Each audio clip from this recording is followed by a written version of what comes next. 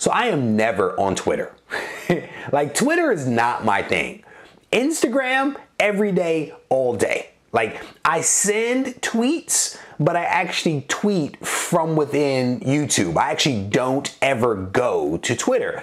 But something compels me to go to Twitter about the 19th or 20th of December.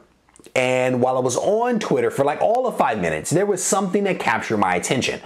And it was a new comic book publisher that had just launched called TKO Studios. So that name kind of caught my attention because it's not really a comic book publisher name. So that was maybe a sign, right? But as I dug a little bit deeper, what I realized was that this company was offering something new to the comic book community. They were basically professing to want to do things differently. And to some degree or another, the name TKO Studios sort of reflected the fact that they were going to do something a little askew to the norm in the market. And so that day and several days after, I did a little bit of research. I took some time to watch a video about the company. I read a couple of news articles that had been written, and I also took some time to actually visit their website and read a couple of their comics. If you want to know my thoughts around TKO Studios, and if you want to know more about them, stay tuned for the video. Reggie here, your friendly neighborhood bodybuilder and comic book collector, and I want to welcome you to another one of my videos. In this video, we are going to spend a little bit of time talking about TKO Studios and what they are doing in the market. If you guys have been watching my channel, you know that I am a fan of competition, right? You also know that I'm a Marvel guy, but you know that I am a fan of competition. And so when I heard about this company, TKO Studios, that was coming into the market and they were professing to do things differently, that caught my attention, right? Will they ever threaten Marvel or DC? Who knows? But I think someone that is trying to do something different, that is offering something new and maybe inventive into the marketplace is somebody that I want to spend some time getting to know. And maybe it's not just for me, but maybe it's for one of you that is out there watching that may really dig what it is that TKO Studios is trying to do. And so that's part of the reason why I'm doing this video is one, I was curious to learn a little bit more about them, but then two, I wanted to raise the awareness because I'm not sure whether you've even heard of them. You know, again, maybe you're not on Twitter. Maybe you weren't on Twitter, you know, around December 19th when they were, you know, getting all this news. And so maybe it got past you. And so this video, to some degree or another, is really designed to say, hey, there's a new company out there. They're doing some cool stuff, and maybe you want to take a look. That's the whole purpose of this video. So what are some of the things that make TKO Studios a little bit differently?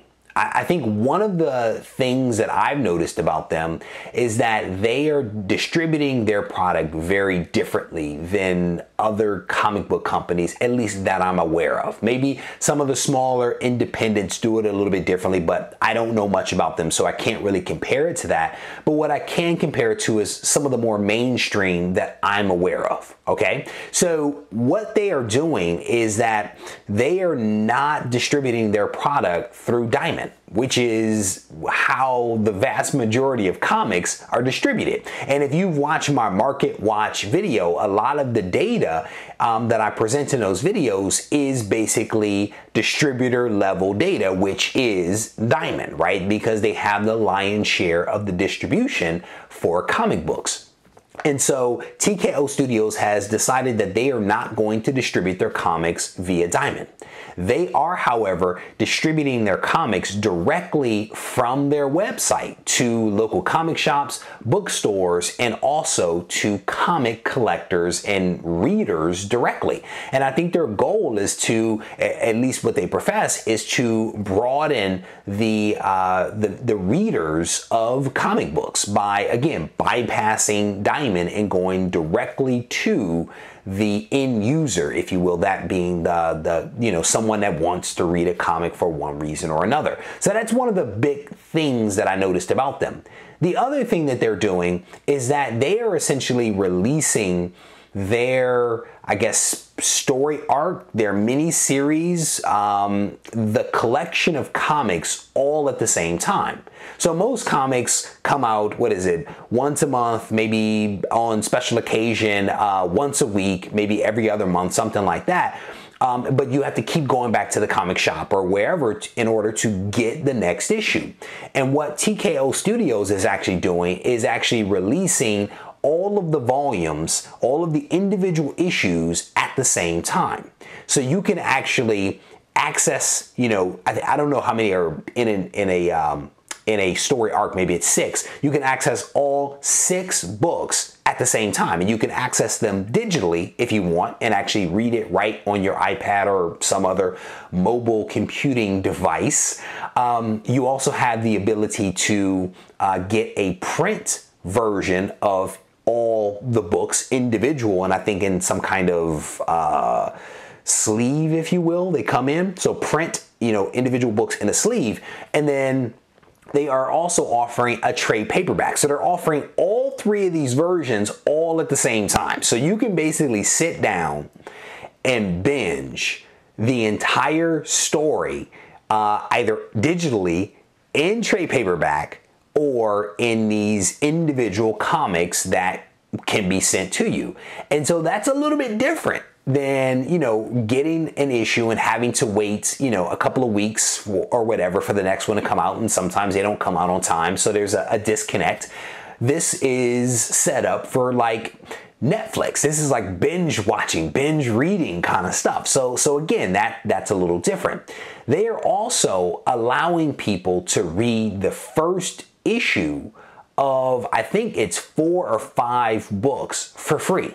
Like, I literally sat there and read several first issues of multiple comics, and I'll talk a little bit more about that in just a couple of moments. So again, these folks are trying to do something different with their method of distribution, with giving away essentially the first issue for free to kind of entice you, but then also again their method of delivery, that being digital individual books for the entire story run, and then also a trade paperback for those that prefer that, all at the same time, all up front. So it is a little different. Now, I took a look at some of the creators for these different titles that they have, and I want to say that a lot of these creators come from Marvel, and they come from DC, and I think they also come from some independent comic publishers, and I think some of them also come from outside of the comic book industry. Now, there really wasn't a big name that I recognized on their creators list. But that doesn't mean that these people don't do good work and don't have a good track record and a good history of making some solid comics. They just weren't people that I readily recognized. And I'll try to put on screen here, so who some of those folks are. And maybe, again, if you are into some more of the independent stuff, some of the maybe obscure titles with Marvel and DC, some of these names may jump out at you, which I think is wonderful, right? In reading more about them, it seems again that one of their things is to have a little bit of diversity of thought, which I think is a wonderful thing, diversity of representation. And in fact, when you look at many of their titles, these guys and gals, I should say, are not following in the footsteps of Marvel and DC. So this is another thing that's a little different for them. They are not doing superhero stuff. And that, I think, could be very appealing to some people. That the fact that they are not doing superheroes and they are just doing stories about different aspects of life in different times. I want to say that they have one that's like an outlaw gang. It's like a Western. There is one where you have Russian women who are like snipers and soldiers who are fighting the Germans, which is it was actually pretty cool. I actually really dug that issue. You have one that's like a hobo setting in Venice Beach, which is a little strange, but there was like this homeless person that found someone dead, and I guess he was determined to find her killer. So the one that I really liked out of the several that I read, and I want to get this right, was The Fearsome Dr. Fang. And there was a couple of things that made this thing cool, right? It professes to be the most action-packed adventure. So they had a super buff cop, right? Like this cop is like super buff. He's a big dude. He's not a normal sized guy. So I got a kick out of that. It was also set in San Francisco, which I think is really cool considering the fact that I am in the San Francisco Bay Area. And this was a really fun title. This was my favorite out of all the ones that I had a chance to read. It's one that I'll probably purchase because I actually liked it that much that I wouldn't mind seeing how this whole thing wraps up. And I'm not gonna tell you guys the premise of it because I would definitely encourage you to head over to their website, take a look at these first issues, see if it's something that you're interested in. So I don't want to give it away. I thought it was a cool thing to read, despite the fact that it wasn't about superheroes, and I love superheroes. It was action-packed. There was some flight involved, and there was like some magic involved. So you know, it was kind of sorta a step removed from superhero action. But as a superhero guy, I could get on board with that, you know. The stuff with the cowboys, not so much. The stuff with the soldiers, I was cool with that. The homeless people in LA, couldn't get on board with that. But I think that they have some other titles that are going to be coming out a little bit later.